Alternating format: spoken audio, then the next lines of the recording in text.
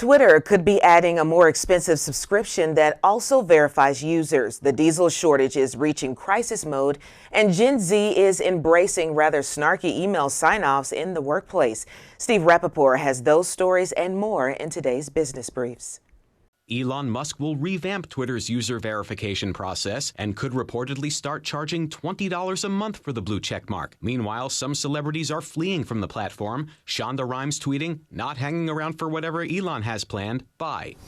The U.S. supply of diesel is now dangerously low, according to the Energy Information Administration. They say there is just a 25-day supply left as cold weather approaches. Analysts say the low supply could make inflation even worse as the demand for home heating oil rises. Frontier Airlines will offer customers all-you-can-fly passes that offer unlimited trips for an entire year, but you can only confirm your booking with it one day before takeoff. Frontier's goal is to fill most of its unused seats on flights. It's unclear exactly how much the passes will cost at this time. And a CEO who hired only younger workers at his company is showing off their laid-back email sign-offs on TikTok. Instead of sincerely, best, or warm regards, Gen Z is using signatures like lukewarm regards, hasta la pasta, and even okay then. Some users calling it unprofessional, while others say it's more conversational and honest. That's business. I'm Steve Rappaport.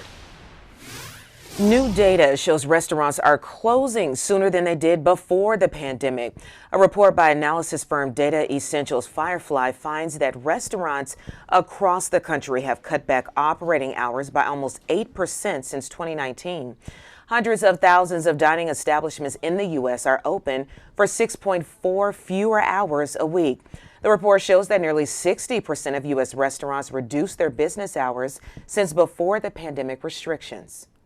Well, the countdown to Thanksgiving is about to begin, but ongoing inflation and a crippling strain of bird flu are spelling bad news for consumers ahead of the big day. Richard Jordan has more on why the cost of your turkey may leave a bad taste in your mouth this year. The price is almost certainly going to be higher. They're predominantly flightless birds, but the cost of turkey ahead of the quickly approaching Thanksgiving holiday is soaring. The Department of Agriculture reports prices for an 8 to 16-pound bird are up by 73% from last year. But ongoing inflation is only partially to blame, with the H5N1 strain of the bird flu also responsible for the dramatic price surge.